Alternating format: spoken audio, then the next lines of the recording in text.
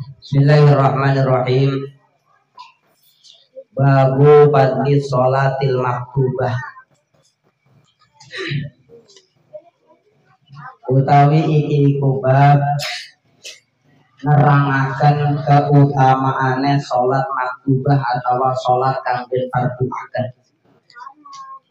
Qala musannif rahimahullahu taala qala Allah taala dawuh sapa Allah taala inna sholata kanat 'alal mu'minina kitaban mawquta.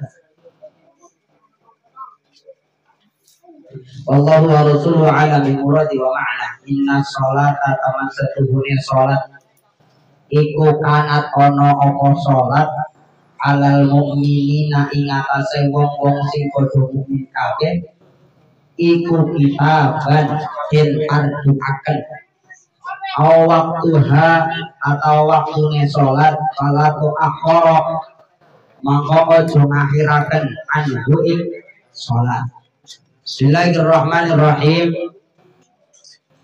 Dimana kemarin menjelaskan tentang huslu atau mandi, yang sekarang menjelaskan tentang keutamaannya sholat sesuai dengan firman Allah, inna sholata kanat 'alal mu'minina kitaban mawquta, di mana bahwasannya sesungguhnya sholat bagi orang-orang yang mukmin ini adalah salah satu keparduan, atau di dalam riwayat lain dengan dikatakan bahwa as-sholatu ibadati, bahwa sholat itu adalah tiang agama. Artinya apa? Tatkala sholat kita jejak, tatkala sholat ini sudah benar, maka apapun amaliyah kita itu akan terapit oleh sholat itu sendiri.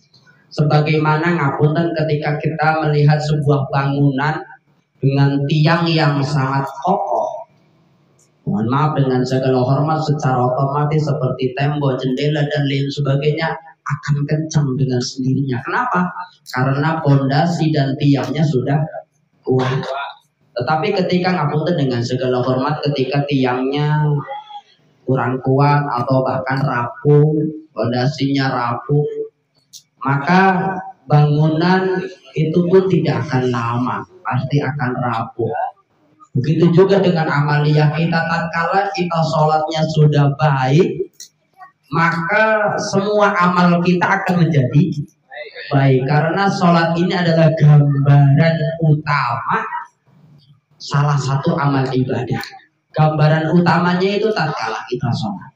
Ketika orang itu sholatnya benar, dalam hal ini adalah secara syariat atau secara dohiriyah maupun secara hakikah, secara secara hati.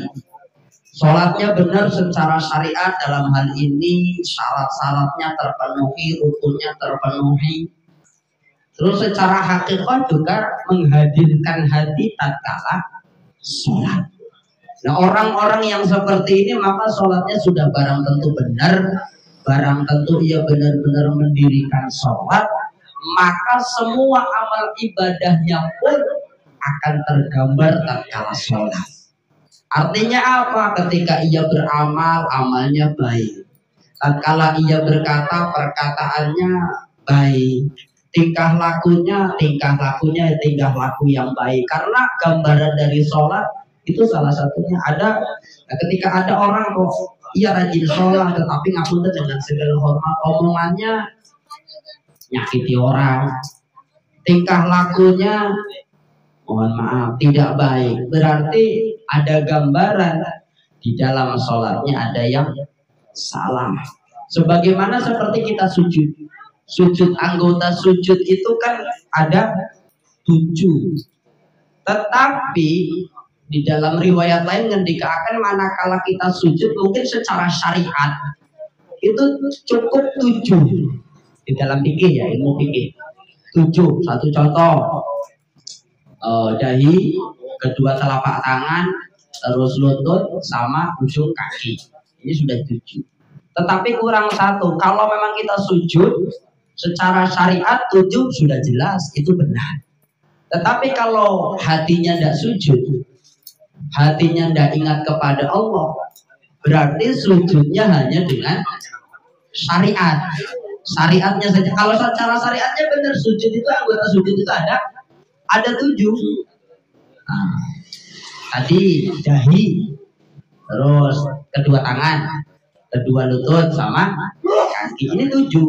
Tetapi ketika tatkala sujud kita